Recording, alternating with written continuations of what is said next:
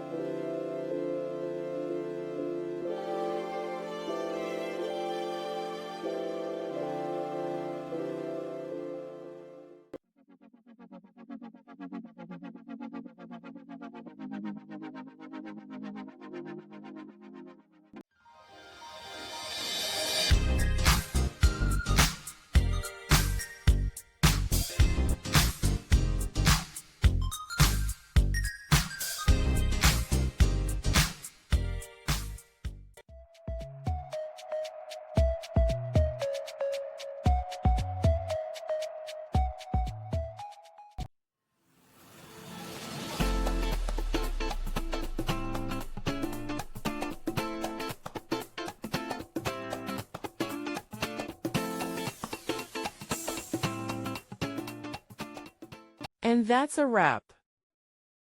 I hope you found the answer you were looking for. If you did, take a second to hit that subscribe button. It really helps out. And let me know in the comments which solution worked best for you. See you next time in the Debug Zone.